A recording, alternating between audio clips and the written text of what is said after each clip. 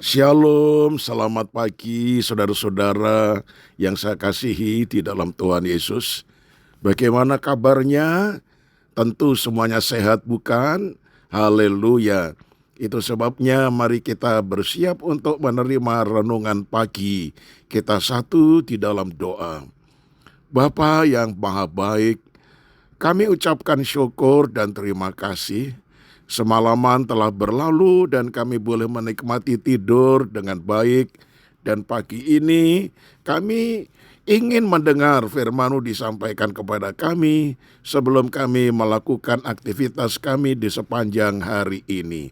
Mari Tuhan, berfirman-Lah dalam nama Tuhan Yesus. Haleluya. Amin.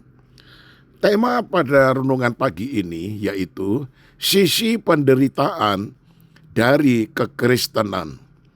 Filipi 1 ayat 29 berkata demikian saudara, sebab kepada kamu dikaruniakan bukan saja untuk percaya kepada Kristus, melainkan juga untuk menderita untuk Dia. Haleluya. Nah saudara, kekristenan memiliki dua sisi. Seperti mata uang koin, sisi pertama adalah berkat, yaitu kemenangan, pemeliharaan, sukacita, damai sejahtera.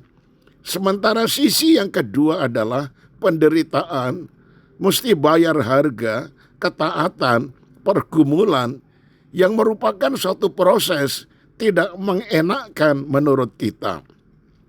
Pada awal penciptaan, saudara-saudara, Allah menciptakan terang dan gelap bukan? Bangsa Israel di perjanjian lama dihadapkan pada dua hal penting dalam kehidupan mereka sebagai umat pilihan Allah, berkat dan kutuk, yaitu ketaatan yang berbuahkan berkat atau ketidaktaatan yang mendatangkan kutuk. Nah saudara, agar hidup kekristenan kita seimbang, sangatlah perlu bagi kita memahami bahwa perjalanan iman kita kepada Kristus tidak selamanya mulus tanpa hambatan. Banyak orang terjebak khotbah hamba Tuhan yang hanya membicarakan kekristenan dari sisi berkatnya saja, kelimpahan atau kekayaan. Sementara sisi penderitaan dan konsekuensinya tidak pernah mereka singgung. Firman Tuhan sangat jelas saudara menyatakan bahwa setiap orang yang mau mengikut aku, ia harus menyangkal dirinya, memikul salibnya, dan mengikut aku. Karena barang siapa mau menyelamatkan nyawanya, ia akan kehilangan nyawanya. Tetapi barang siapa kehilangan nyawanya karena aku, ia akan memperolehnya. Matius 16 ayat 24 dan 25. Saudaraku yang kekasih, dalam hal ini Yesus mengingatkan bahwa untuk mengikut Dia pertama-tama kita harus menghitung biayanya, yaitu harga yang harus dibayar. Dan Dia menyatakan harganya adalah hidup kita sendiri. Nah saudara, keselamatan yang kita terima adalah kasih karunia atau anugerah yang tidak dapat dibeli atau diusahakan untuk mendapatkannya. Namun kita tidak dapat menyimpannya apabila kita tidak memberikan seluruh hidup kita sebagai gantinya. Oleh karena itu saudara, kita harus mengerjakan keselamatan itu dengan takut dan gentar di dalam ketaatan. Nah, tolong baca Filipi ayat pasal 2 ayat 12. Bahkan dikatakan, setiap orang yang mau hidup beribadah di dalam Kristus Yesus akan menderita aniaya. 2 Timotius 3 ayat 12. Sekalipun saat ini kita harus melewati penderitaan atau api pencobaan. Nah saudara, percayalah bahwa Dia senantiasa menyertai kita. Saya tutup dengan kalimat ini saudara.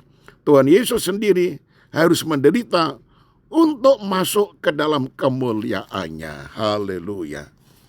Mari kita satu di dalam doa. Tuhan, firman-Mu ini mencerahkan hati dan pikiran kami. Karena kadangkala kami menghadapi penderitaan, masalah, kami harus memikul salib, menyangkal diri, dan ternyata itu sebagai suatu proses di mana kami sedang diberikan suatu pemahaman, demikianlah hidup kekristenan. Lain kali kami mengalami kemenangan, berkat, mujizat, dan sebagainya. Tetapi lain kali kami harus menderita karena nama-Mu ya Tuhan. Itu sebabnya biarlah kami benar-benar menerima bahwa kehidupan Kristen ini seperti sisi dari uang koin, di mana ada sisi yang pertama, sisi yang kedua. Kalau hanya satu sisi, uang itu tidak laku. Demikian juga dalam kehidupan Kristen. Kami tidak mungkin berjalan terus di jalan tol, malah itu berbahaya. Nah, sekali waktu kami harus berjalan di atas jalan yang penuh dengan batu dan penuh belok-belok ke kiri ke kanan, sulit dijangkau. Tetapi itu harus kami lalui.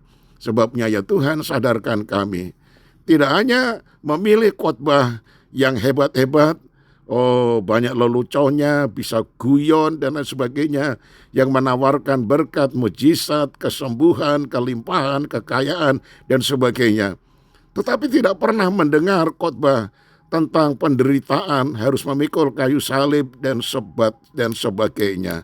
Ajar kami secara balance untuk mengerti kekristenan ini ya Tuhan.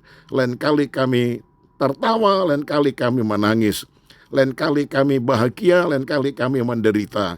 Tetapi semuanya itu Engkau izinkan dalam proses untuk mendidik kami, supaya kami menjadi seperti Yesus, supaya kami semakin dewasa rohani dan tetap maju di dalam Tuhan. Terpujilah nama-Mu, kami serahkan hidup kami sepanjang hari ini, aktivitas kami, bahkan pekerjaan kami, semua keluarga kami. Tuhan berkati dan buka jalan. Kalau ada yang sakit, Tuhan jamah dalam nama Yesus. Kuasa penyakit kami patahkan, dan demi bilur-bilur Tuhan kami menerima pertolongan dan kesembuhan Tuhan. Inilah doa kami yang sudah kami panjatkan dalam nama Tuhan Yesus Kristus, Tuhan dan Juru Selamat kami. Haleluya. Amin. Nah, saudaraku, tetap semangat. Sampai berjumpa hari Senin nanti dalam Suara Gembala. Tuhan Yesus memberkati. Shalom.